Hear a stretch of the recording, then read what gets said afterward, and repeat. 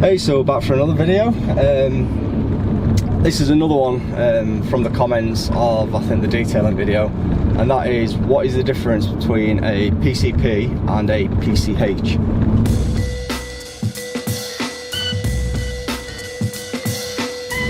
So we'll start off what each means. A PCP is a personal contract purchase. A PCH is personal contract hire. The best way for me to describe these, and I'm not saying they're 100% accurate, I don't work in the car industry, but from my experience, this is our second car on PCP, and we've had one on PCH. A PCP is as I say, it's personal contract purchase. And the idea with that is you pay a fixed monthly payment. You are then told at the end of the term, be that 2, 3, 4, 5 years, whatever the term is that you agree, how much the car will then be worth based on market value. And at the end of the term, you can either give the car back,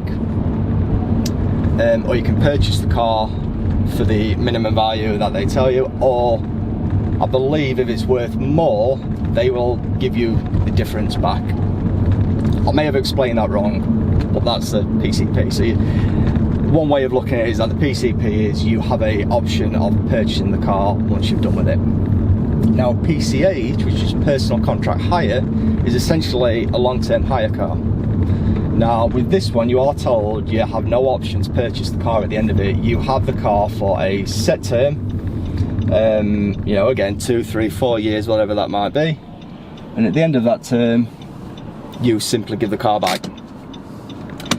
Now I'll be honest, the Leon was on a PCH, and 6 months prior to the end of that lease, they emailed me asking me if I was interested in purchasing it, and even gave me a value on it. So take that with a pinch of salt. When they say you've got no option of purchasing it, chances are you probably will have that option. But if you've taken that deal anyway, you're probably not interested in buying the car, which we're not.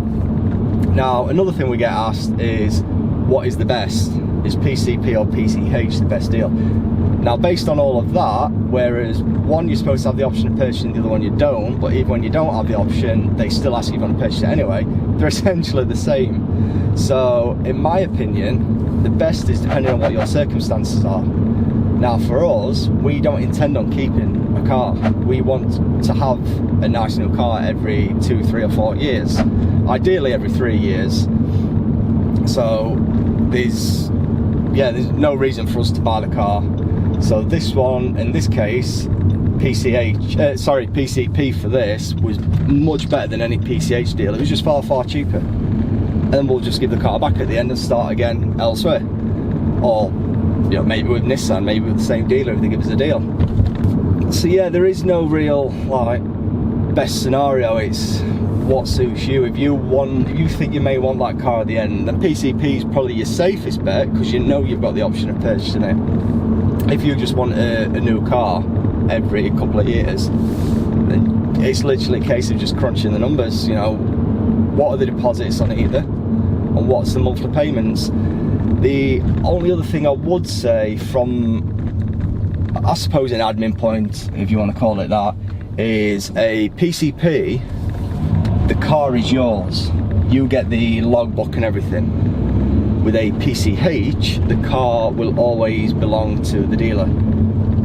That also means the dealer generally looks after taxing it and everything. You're still responsible for maintaining it, for tyres, brakes, servicing and MOTs if you keep it that long. But taxing and logbook all belong to the dealer. You will find dealers also tell you that if you get a speeding ticket or anything like that, because the ticket goes to them and they then forward it to you, they will charge you an admin fee. I think with us it would have been £50 admin fee. The other thing to bear in mind as well is, if you do have a private plate, which we have on Jens, which is a PCP, we asked about it on a PCH for the Leon, although I didn't have a private plate, I was just inquiring, is yes, they would let you put one on, there'd be an admin fee again, but they couldn't guarantee giving us the plate back, because you are signing that to a logbook which they own. So again, it's a bit risky having a PCH. Other people might have had different experiences and it might be quite easy, but it just wasn't worth the headache. And finally, the last one, because of who's the legal owner, your insurance does make a massive difference. This Pulsar is nearly half the price of what the Leon cost to insure, because the Pulsar is in our name and the Leon wasn't. So the insurance, premiums will be affected as well. But yeah, ultimately that's it. There's not a great deal. It's just a case of finding out which is the cheapest. Bear in mind any additional insurance costs and potential admin fees. And that's about it really. It's just a case of shopping around and seeing what the best deals were or are for you at the time.